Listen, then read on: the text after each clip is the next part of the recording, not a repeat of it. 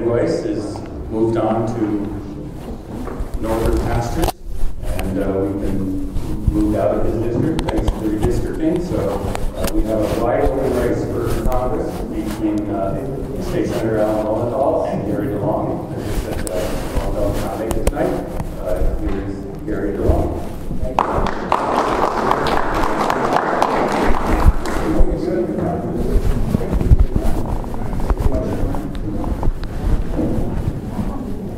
Good evening. Good evening. Good evening. Okay, so I want to make sure I'm still awake here. Well, I'll tell you, if I don't win this debate, I'm in trouble. And I guess my opponent couldn't make it, and I know that because he and I were together at the last event. So I don't know, maybe the food was better there. But let me just say that I'm very happy and pleased to be here this evening. I appreciate everyone coming out. It was a good discussion before, and hopefully I'll be able to tell you a little bit about myself. I wish he was here, so it would be even easier for you to talk about and look at some of the differences between Alan and I, because the differences are tremendous. But let me just take a moment, tell you a little bit about the district, a little bit about me, and then what I would hope to accomplish in Washington as your representative. So this is a new district, as Mark referred to. It's the new 47th Congressional District. It's 58% Los Angeles County. Long Beach is 53%, the other 5% is Avalon, Catalina, Signal Hill, and a portion of Lakewood. It's 42% in Orange County. That's the communities of Rossmoor, Los Alamitos, Cypress, portions of Westminster, Stanton, Garden Grove, and Buena Park. And one of the things that people, frankly, in Orange County don't understand, this is an Orange County seat. This isn't just a little bit of Orange County that happened to be tagged on this LA County seat. This is an Orange County seat. Now, I'm running for a number of reasons. My wife, Donna, and I, we have 3 daughters that range in age from college to first grade. And candidly, we're very concerned about their future, the current direction of our country. I know that when I graduated from college, there were economic opportunities. I started at the bottom at AT&T. I was 10 years in corporate America, the last 25 years as a local small business owner, and I was a hard worker. I started at the bottom, but I had the opportunity to progress. And I think of our oldest, who's going to graduate from USC within the next year, and I think about what are her economic opportunities. How long will it take for her to get a good job that's commensurate with her skills and ability and experience and her education? I had a job before I graduated from college. I was all lined up. I started the next day, started my career.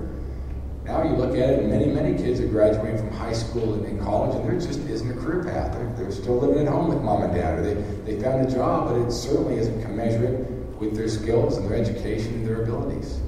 But she's a good kid, and I'm sure she'll find a good position. It might take 3 months, 6 months, 9 months, it might take a year, but she'll do well.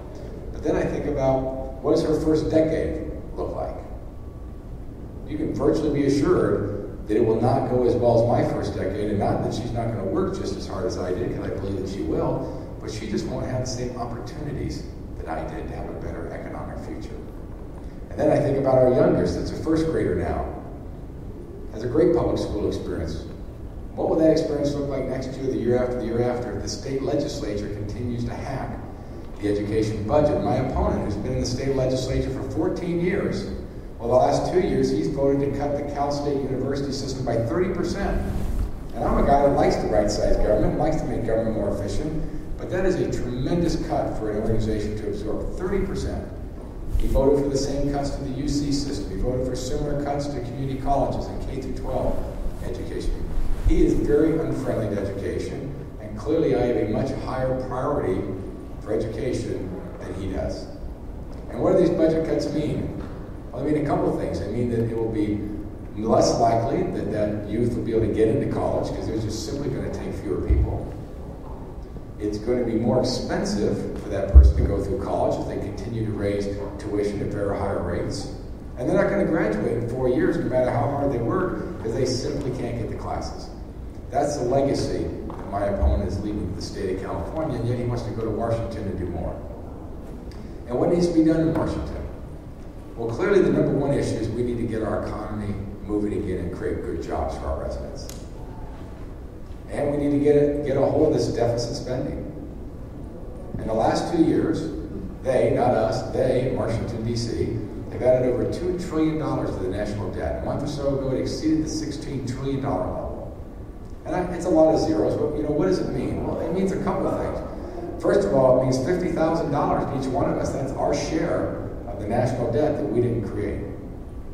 When you think about how big that number is, they've created more debt in the last 2 years than the first 200 years of our country, from President George Washington to President Ronald Reagan. And that's wrong. I don't think any of us in this room, not a single individual, has the attitude of let's live it up, let's rack up the credit cards, and we'll just pass it off to the kids and the grandkids to pay off. None of us live our lives that way. We're people that invest in our community. We're people that want to hand off an economic future to our kids and grandkids that's better than the one we had. And I would tell you that on the current path that we're on, that's not what we're going to do. We will be the first generation of Americans that hands off a country in worse financial condition than the one we inherited. Clearly, we can do better than that. And how will we do that? Well, the first thing we need to do is we do need to get to a balanced budget. And it's going to be painful, right? Because they're overspending by $1 trillion a year. Almost 40% of the federal budget is deficit. In the last 10 years, the cost of the federal government has doubled. It's increased 100%. Think about that in your personal lives, your professional lives. Can you imagine if you doubled your expenses in the last 10 years? New houses, new cars, new boats, whatever it might be.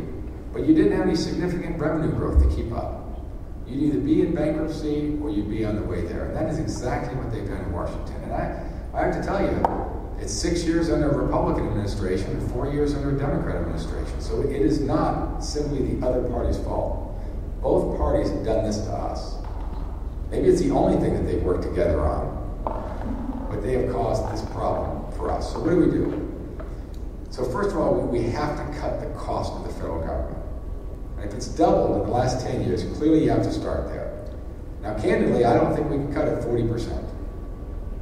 Think about the devastating impacts, the unintended consequences of that. So we're going to need some revenue growth. Now, for me, revenue growth does not necessarily equate into new taxes. In fact, I would tell you that in a stumbling economy like we have today, increasing taxes is going to further depress the economy. I haven't met a single individual that says, I think the way to get the economy moving again is to raise your taxes. It doesn't work that way. But we do need more revenue. I think more revenue equates to growing the economy. That's what we need to do. And who benefits in a growing economy? Everyone does. If you're unemployed, you have an opportunity to get a job. If you're underemployed, you have an opportunity to get a better job. If you're stuck mid-career where your company is growing, expanding, opening new offices, you have an opportunity to succeed. And if you're at the top of the food chain, you're the owner of that local small business, or you're a senior executive, you're a major shareholder, and the company grows and prospers, you're going to do better as well. I don't think that's wrong. There are some that think that class warfare is the answer. We don't want those people to do better. We don't want these people to do better. I don't think that's America. The America that I think of is that we want an opportunity for everybody to do better. We want everybody to have an opportunity to succeed, an opportunity for an education, an opportunity to get a good job. And after that, you got to work hard. We don't guarantee outcomes. I can't guarantee that your outcome will be the same as my outcome will be the same as the fellow sitting next to you, but we should have the same opportunity to do well here. That's why immigrants come to our country, is they want the American opportunity. They want to have a chance at the American dream. And that's the path that we need to get back on. Again, I think we can do it. I would tell you it needs to be done in a collaborative way. One party does not have all the answers, and one party will not be successful in moving this forward. One of the things that we need to do is we do need to figure out how to work together. We need to figure out how to work with people with opposing point of views that believe in things that are very different than what you and I may believe in. And we got to figure out how to sit down at the table and instead of focusing on what we disagree on, let's start with what we do agree on. Take that first step, move the country forward, and hopefully we'll get to like each other a little bit, and we'll feel a little more trust, and we'll have an opportunity to work together. So I may have talked long enough, but those are some of the reasons I'm running and some of the things that I think need to be done, and I would very much appreciate your support on November 6th. And when successful, I'm also promised to work very hard on your behalf. Thank you.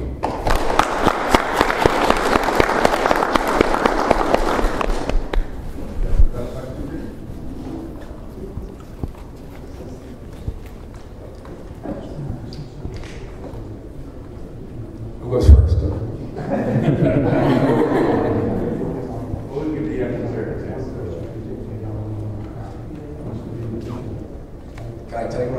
might say.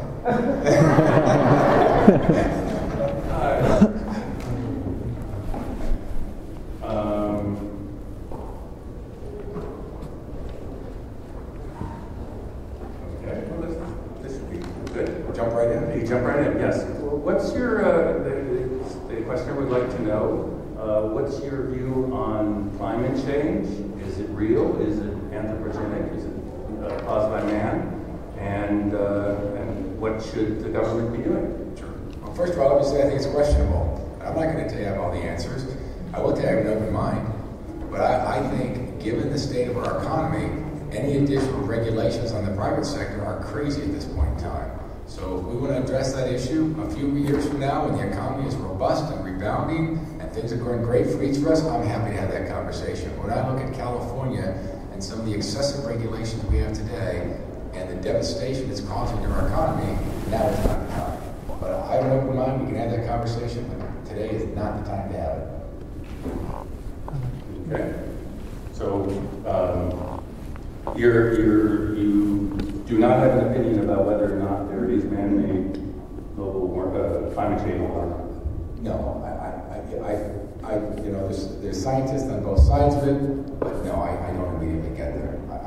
I don't see any scientific evidence, or at least unconvertible, that is occurring. But I would like to say that I think that we all would like a more sustainable planet. There's a number of things that we can do. I know in our house I've had solar panels on the home for 6 or 7 years. I drive a hybrid. Man, there's a number of things that we can and we should do. We should recycle more. A number of things. Thank you. This one, you've already partially answered it, but the first well, it's a two-part question. The question is, what is your opinion of the Tea Party, and can you work with the other side? I can work with anyone. Whether the far right or the far left, I will work with anyone. That's my commitment to you. I commit I will work with everyone. And I will tell you one of the things that I think the Tea Party has accomplished is they have pulled the economic conversation more to the middle. I mean, if you look back a few years, and I don't agree with everything that the Tea Party is pursuing, but if you look back a few years ago, we weren't having conversations about balanced budgets. We weren't having conversations about was it okay to raise the debt ceiling. The Tea Party did bring that conversation front and center. So whether you like the Tea Party or not, they were very helpful in moving that forward. And we should be having that conversation today. We should not just be automatically expanding the debt ceiling because Congress ran out of money, which is to approve more deficit spending. Thank you. Have you signed or will you sign the Grover Norquist no new taxes? I will sign no pledges. I won't sign that pledge. I won't sign any pledges. Because again, my perspective is if I'm going to sit down in a room with a group of people that some will see things the world my way and some won't, if we walk in and say, well, I won't do new taxes, well, I won't reform the entitlement system. Well, I won't make any labor change. Well, I won't support pension reform. Well, pretty soon, there's not going to be a lot of things that we can talk about. So I think you got to have everything on the table and an open mind. And the minute you start signing pledges, which one you sign, which one do you not sign, which ones they sign, it is not good for solving one of the top problems in our country today. And what that is gridlock. That people just getting firm in positions and they're not going to budge because they're right and they're going to stand on principle. So no, I will not sign any pledges. So then, in a global compromise on cutting the deficit, raising taxes would be something that you would consider? Well, I think my position is clear on that. That one of the top priorities in our country is to get our economy moving again. That's the lens that I look through. Does raising taxes help economic growth or hurt it? If it hurts it, I can't support raising taxes. It's not because I signed a pledge. I just don't see where raising taxes is beneficial to our country. But again, a few years from now, the economy is robust, great things are happening. If we want to make more investments and the tax increases there, I'll have that conversation. Again, I will always walk into a discussion with an open mind, but today it does not make sense to raise taxes. It would be counterproductive to what we want to accomplish.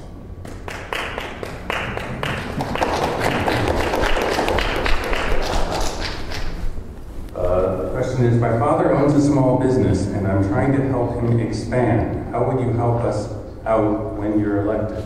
Well, I would encourage you to move outside the state of California. I can't think of why you can expand your business there. It's such a hostile business environment. But I think, let me see if I can answer that question a little more macro.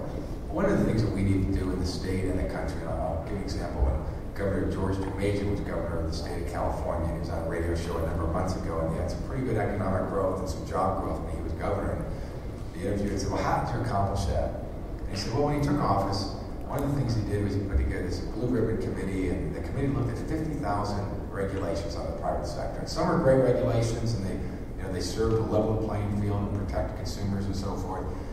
Some regulations, they had good intent, but they had some bad unintended consequences, and those needed to be revised. And some regulations were just bad. They needed to be repealed.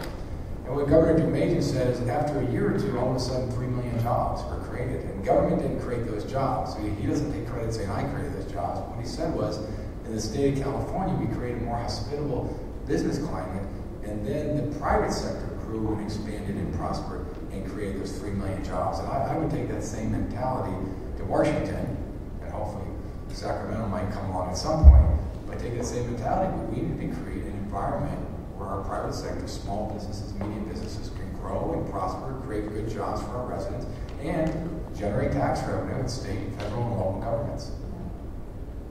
Thank you. So let me ask a question.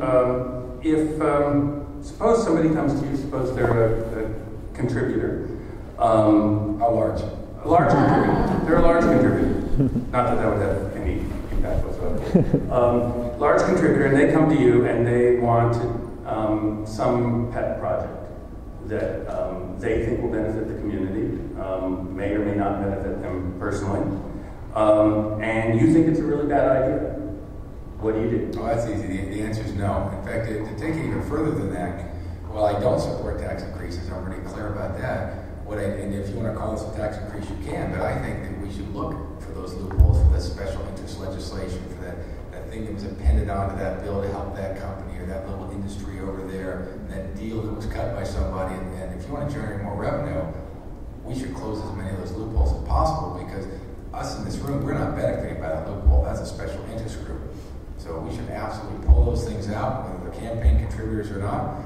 If you, I'll be very clear, if you make a contribution to my campaign, and we have envelopes, the only thing you're going to get and the only thing you should expect is good government. So if you don't think I'll do a good job on your behalf, you should not contribute to my campaign.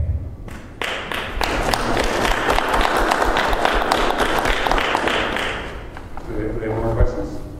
I have a couple more here, but I'm just trying to get it back to it. This one, brief and to the point. Where do you stand on abortion, and would you work to overturn Roe versus Wade? No, I won't work to move that at all, one way or the direction. First of all, I am pro-choice. That's what our country is currently. I very much respect the alternative point of view, but I would tell you our issue today is the economy and jobs. That's what we should be focusing on, healthcare. And I will tell you, if we get sidelined with those issues, as passionate as you may be about it, it's going to mean that we're not going to get any of those other things done. So I think we just need to respect it.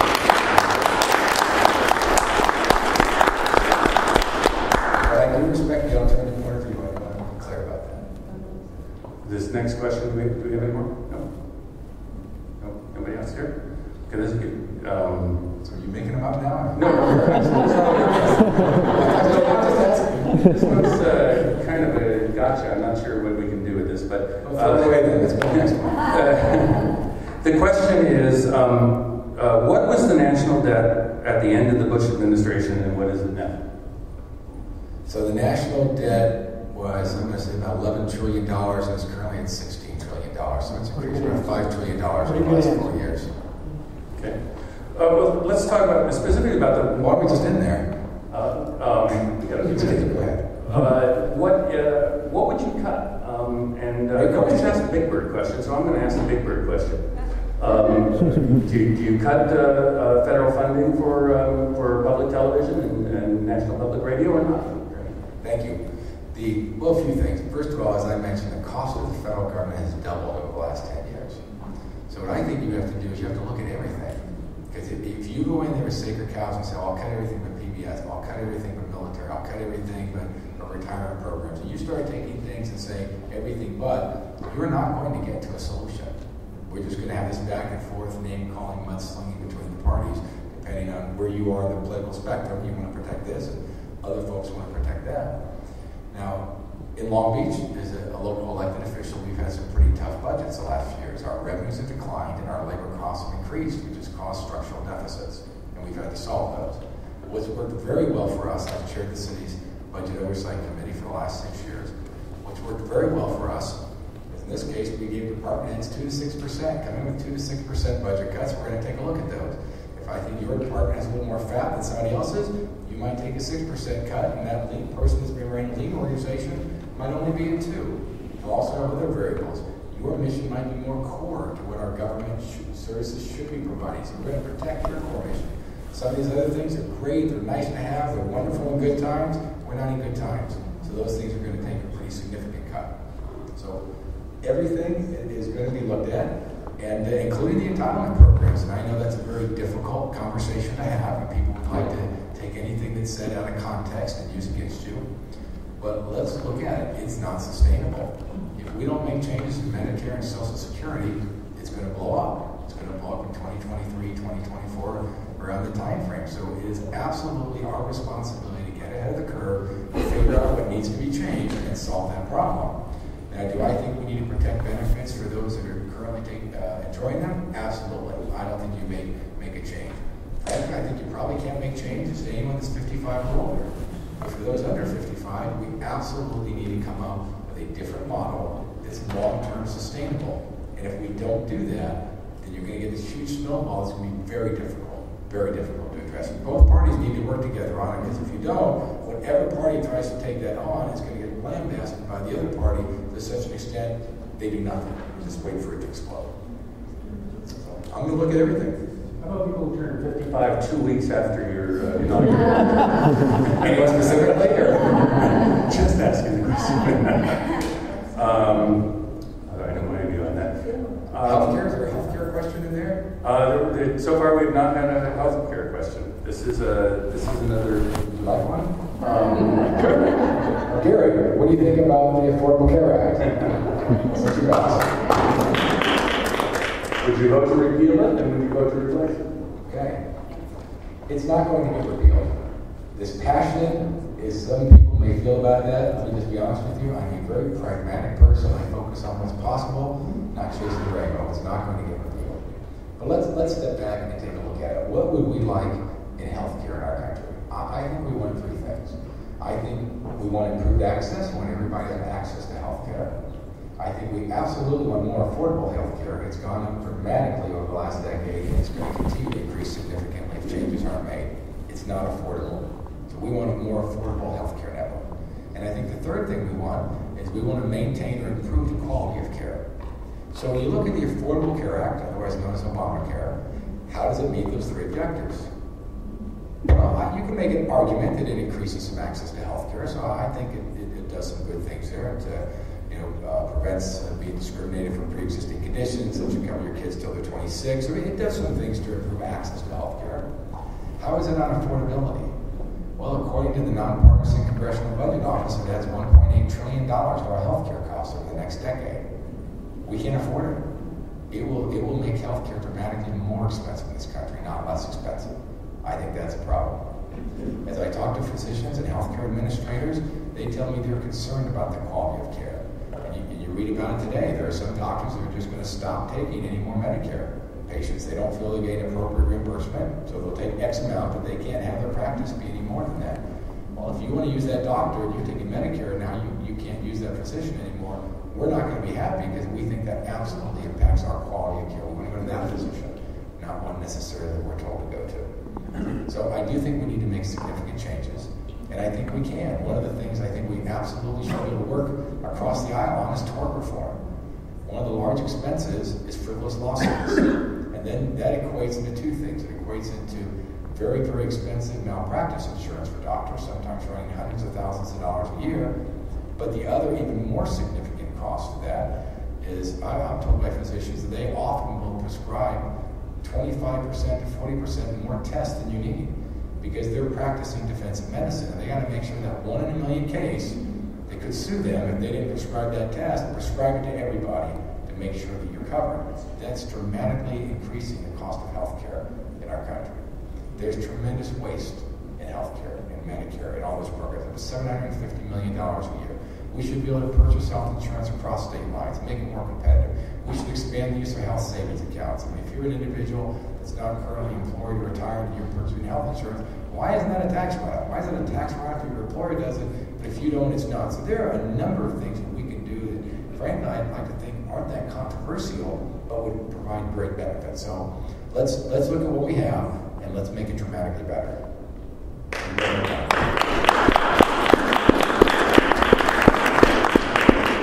Good question, Mark.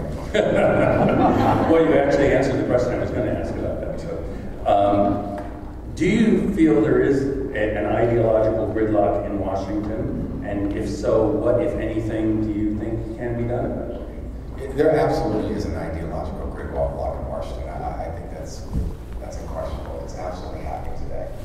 And it is a good question. It's a question that I've been asked many times on interviews and so forth. Reporters are saying, okay, Gary, you seem like a reasonable fellow, and you'll work with people to get it done. But, you can only get it done if there's X number of other reasonable men and women as well. But, how are you going to accomplish it if you're one of few people that are interested in working together to find solutions? Well, one of the things that we announced in my campaign today, we had a press conference with No Labels. So No Labels has endorsed my candidacy. And NoLabels.org is a grassroots effort around about 5 million people have come together, and No Labels is what it means. They support Democrats, they support Republicans. I think the two co-founders, one's a D, one's an R. But what they're trying to do is pass legislation and then facilitate a process where both parties can come together and work on it. For example, currently they're focused on a legislation called No Budget, No Pay. And the theory is that if your number one responsibility is to pass a budget, and you don't do that, why should you get paid? I mean, how many of us get paid in our jobs if we don't do our job? So it seems reasonable. Now, what was encouraging when I went back in Washington a month or so ago, and what was very encouraging to me is they had these maps on the walls and things written down. There were 92 members of Congress, D's and R's, that had signed on to that. So we have a nucleus of people. Out of 435, we have a nucleus of people that says, hey, we want to work together, we want to work with each other, we want to figure out the common ground and move it forward. So, yes, there's absolutely gridlock, but I think even the politicians have figured out what the country already knows, that it needs to stop, or they won't be coming back. Okay. I might ask, how will that work in Sacramento, the no budget, no pay? Well, it's better than it was, and dramatic room for improvement. I could use gimmicks. It's a given to solve the problem. Yeah. But in Congress, what happens today is because the Senate hasn't passed a budget in 3 years, is they just take it and pass a continuing resolution, add a little extra for CPI, and leave it the same. I mean, but no difficult decisions are being made in Washington. It's just kick the can down the road. Okay, I think that's it. I would thank you very much for your time. Thank you. We ran a few minutes under. Appreciate your coming here. Thank you for the invitation. Here in Rossmoor.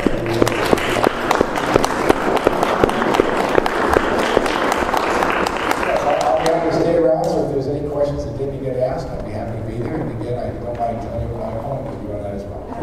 Thank you all for coming out on this rainy day and missing the debate, a football game, a baseball game. It was quite a busy day, but we appreciate you all coming by. Thank the Rossmoor Homeowners Association for putting this on, and have a good night.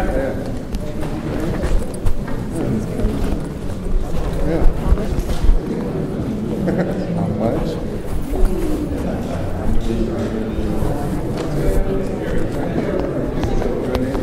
Okay. So what did you say? Oh, that's fine.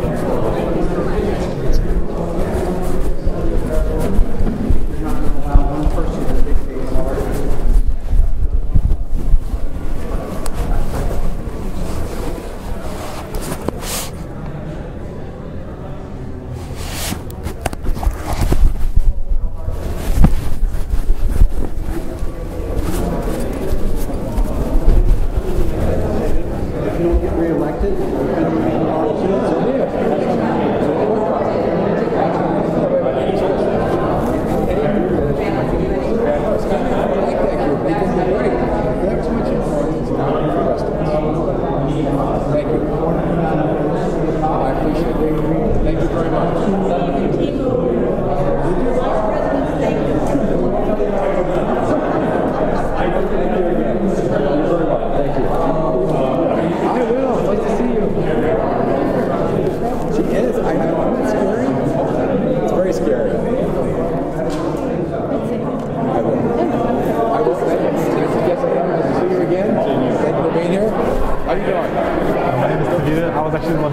about the business owner. Oh, great. Good question. So, great answer. Thank you. Especially about the moving out of town. Oh, it's hard. It's hard. Yeah. You talk to small business owners, it gets more difficult every year. We've got to change that.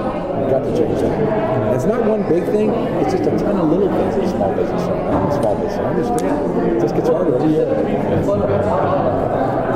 But I also, when you were talking about the Medicare and stuff like that, like I completely agree. Got to fix it for your age group, because if we don't, it's going to blow up. And then what do you have? Exactly. And I know, like realistically, I know that like Medicare and stuff like that most likely is not going to come to my generation. It's not sustainable right now. But something should. There should be a safety net. I think what I'm more worried about is my parents, because my dad, like I said, their business, and he's a small time businessman. So I just want to know, like, if it came to it, like, how old is he? How old is he? He's in his 40s. Okay. So like, I just want to know, like, if you were to ask to like vote on a voucher system, would you reform the Medicare system? Well, I would do a number of things. I'm okay with vouchers as a choice. We usually have a choice.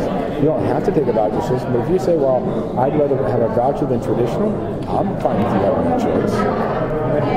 Why shouldn't you be able to? I do think we need to look at raising retirement age, right? I mean, when it first came in, people lived to be like 67, and now people, the average age is about 80. So, there's an extra 13 years that's not funded, and 65 is very young for many people. They don't want to retire at 65, so why are we doing that? And then we disincent you if you want to keep working, but you don't get your benefit, and you're like, well, I don't want to work for free. I mean, I like work and make money, but if I lose 90% of my Social Security, so we just need to reform some of these things. We can get there. And, I think a means test is reasonable. I mean, if you make $250,000 on your investments and you're 67, I mean, do you really need Medicare?